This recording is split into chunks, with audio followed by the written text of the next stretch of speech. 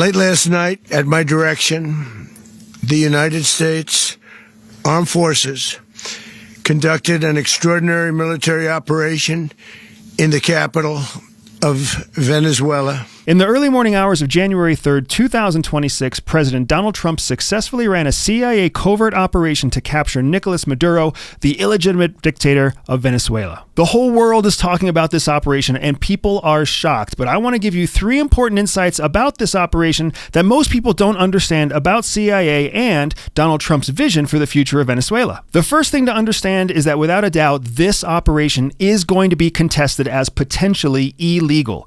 What we saw here was something called an extraordinary rendition, something we haven't seen since the global war on terror, when U.S. military forces were recruited by CIA in order to go out and capture terrorists and bring them back to the United States for trial. That's exactly what you saw happen with Nicolás Maduro. You saw the CIA use military forces to go into a sovereign country to capture not just any terrorist, but their actual sitting president. Even though Nicolás Maduro was not seen as the legal president of Venezuela by the United States or many other countries in the world, he was the de facto leader in that country because of the fact that he had been a sitting president for so long, and he was hand-selected for the role by the previous dictator Hugo Chavez. In the eyes of the Venezuelan people, they only had one leader. Even if they didn't like him, even if they disagreed with them, even if they didn't vote for him, the entire country was built off of an administration, a series of federal and government systems that were dependent on Maduro. So in Maduro's absence, we can expect to see chaos across Venezuela. We can expect to see institutions fail. We can expect to see conflict in the streets. Police are going to be without leadership. The continuation of government is going to be confused and disoriented. And that's assuming the United States does not carry out any more additional strikes inside the country. All of that chaos, all of that confusion, any potential deaths, any continued conflict is all going to be tied back to this idea of an extraordinary rendition by the United States against Nicolás Maduro, the sitting president of Venezuela. Without a doubt, the Chinese, the Russians, the Iranians, the Cubans are all going to condemn the action. It's uncertain how many parts of Europe and parts of Asia are also going to respond to this because it's diplomatically sensitive. Nobody's going to want to applaud the United States for illegally going into a sovereign country and taking the sitting leader. Think about what that would mean for all the other sitting leaders around the world. But at the same time, many American allies will want to celebrate the fact that Nicolás Maduro has been taken out of his seat. Even here in the United States, you can expect that there will be legal scholars and sitting congresspeople who are going to have different points of view on whether this action was justified, legal, or not. The second point to understand here is that CIA did not carry out this operation alone. This operation is what's known as a joint counterterrorism operation, and that's important because prior to the Trump administration labeling Nicolás Maduro and the Venezuelan government as a narco-terrorist and narco-terrorist state, they didn't have the ability to use counterterrorism laws in order to carry out operational actions inside Venezuela. So the Department of Justice and Department of State decision to formally assign Foreign Terrorist Organization, FTO status, to the Cartel de los Soles, which is the cartel associated with the government of Venezuela, is an important decision because it opened up all the laws and all the authorities of counterterrorism to operations inside Venezuela. One of the reasons that's important is because by labeling Maduro a terrorist and labeling the government a terrorist-supporting organization, it meant that we could use joint resources across the United States in order to carry out counterterrorism operations. That's why you see formal statements from the U.S. government saying that this was a joint operation that included law enforcement, military, and intelligence assets. Without labeling Maduro and the government of Venezuela as a narco-terrorist organization, the Trump administration wouldn't have been able to carry out operations against the sovereign state of Venezuela itself.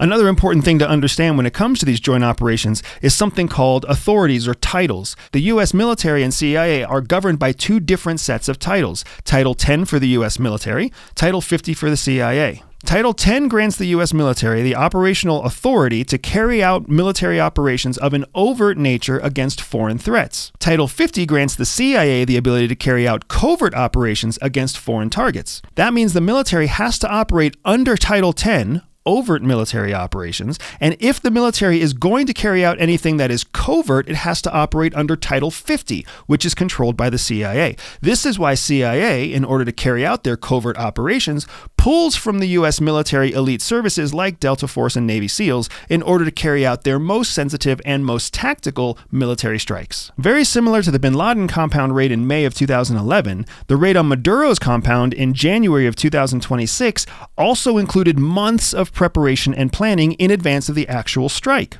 This suggests that military Tier 1 operators were seconded by CIA under the correct title authorities in order to plan, prepare, and execute this operation. So when you start to hear people saying that this was a CIA operation or a military operation or a special operations operation, the truth is that it's all of those things together. Without a doubt, the DEA was involved. Without a doubt, the FBI was involved. Without a doubt, the state of New York was involved, because all of these organizations had to come together and work together, because the US government has to create a case for why they were able to render from a foreign country a valid target who was indicted under a legitimate American law. All of these things may sound detailed and bureaucratic, but they're very important to understand, because inside the United States, we continue to exercise freedom and democracy, which means we have to follow the rule of law. And there are laws that dictate exactly how we can carry out all sorts of covert operations with the correct authorities and the correct judicial oversight in order to bring a criminal like Nicolás Maduro to justice. The third and final point I want to talk about is what comes next for Venezuela. And that is the question that's on the tip of everybody's tongue, even though only half the people you talk to are actually asking that question. If you haven't discovered your natural-born spy skills, then somebody else may be using theirs against you. CIA teaches us there are only three types of people: those who manipulate, those who motivate, and those who are being controlled by one of the other two. I built a 3-minute CIA-style quiz designed to help you unlock your secret psychological advantage and identify your biggest blind spot. This quiz will help you weaponize your natural gift and use it to get ahead of 99% of people in power, money, and purpose. Click on the first link in the description below or scan the QR code on your screen right now to take the test. I want you to discover your hidden spy skill and use it before someone else uses theirs against you. First, it's important to understand that Maduro was not the only corrupt leader in the country of Venezuela. Maduro had been connected to the Cartel de los Soles for more than a decade. Maduro goes all the way back to the Chavez administration, when Maduro was in charge of making sure that Chavez was getting his paycheck from the cocaine that was being produced in Colombia and transiting through Venezuela. So you can see that Maduro has been at the game for a long time. And as he started to climb through the political hierarchy, he would backfill the positions beneath him with trusted loyalists who were also part of the Cartel de los Soles. That means that the current sitting vice president, Delcy Rodriguez, is also part of the Cartel de los Soles. And the defense minister of Venezuela, Pedrino Lopez, is also part of the Cartel de los Soles. In fact, both people have been named in formal indictments by the Department of Justice against Maduro. And the list goes on from there to senior lieutenants that are in all the different branches of the military, including the Air Force and the Navy, because those are the organizations that are relied upon in order to take the smuggled cocaine out of Venezuela and across the ocean into the United States. So the entire chain of command of Venezuela is in question. The top two people who would most likely be the continuation of government are also part of the cartel, which means they are also part of the target list for the United States. They know that, and they must recognize now that the capability of the United States to come in and carry out a covert lethal strike against any one of them is imminent.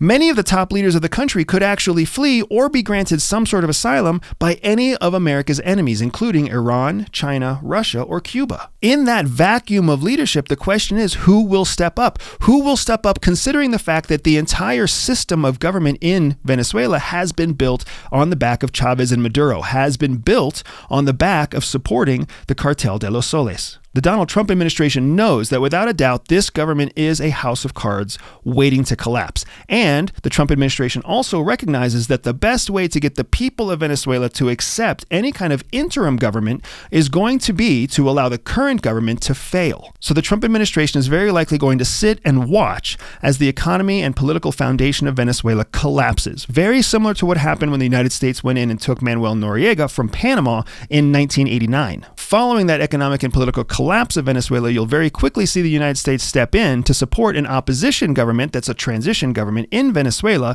built completely separate from the cartel. Once that opposition and government is in place, you'll see the U.S. release aid packages to Venezuela. You'll see the U.S. release sanctions against Venezuelan oil. You'll actually see the U.S. start to offer investment into the infrastructure of Venezuela for two important reasons. First, Venezuela sits on the largest reserve of oil in the world. Let me say that again. Venezuela controls the single largest deposit of crude oil in the world. It's approximately 15% larger than the reserve held by Saudi Arabia, and it's just off the coast of Florida. So that means the largest reserve of crude oil in the world is just across the Gulf from the United States, and the predominant type of crude oil is known as heavy crude, which is the exact type of crude oil that Texas oil refineries were built to refine. So the Venezuelan economy stands to gain from cooperating with the United States, and the United States economy stands to gain from cooperating with Venezuela. Donald Trump recognizes, more so than any previous president,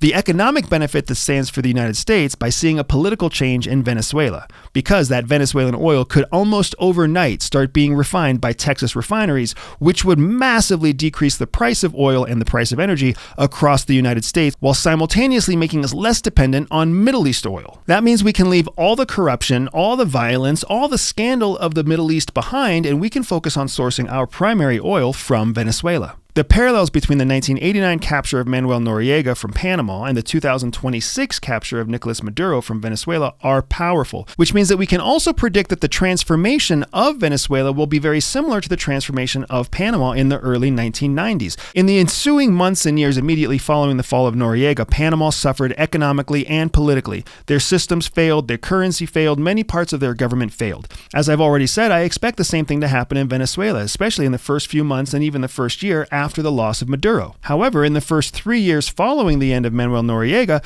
Panama was completely transformed. An opposition government was put in place that was pro-American, sanctions were lifted, and U.S. aid packages started to flow in, creating a very strong and healthy Panamanian economy. That means that in the next 1 to 3 years, we can expect something very similar to happen in Venezuela. An opposition government will be put in place that is pro-American. That opposition government will come with the release of sanctions from the United States, as well as foreign investment and aid packages from the United States in order to rebuild the infrastructure, the political foundation, and the economy of Venezuela, particularly since a strong Venezuelan economy is going to benefit the United States economy, and Donald Trump is trying to transform the U.S. economy in his second term. Over the next few days and weeks, you and I will continue to see these three questions played out over and over again in media. Was the rendition of Nicolás Maduro legal or illegal? Who takes credit for that clandestine operation? And what will the United States do to support or suppress the economy and political foundation of Venezuela? I will continue paying attention to this because my family is Venezuelan.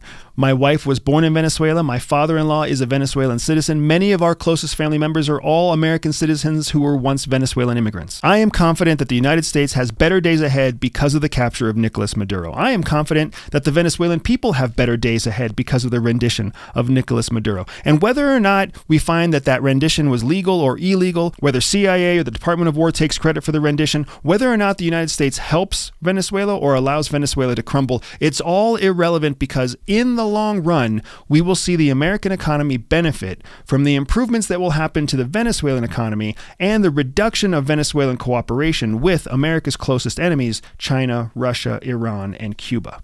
This is good news for me. It's good news for you, and I'll see you on the other side.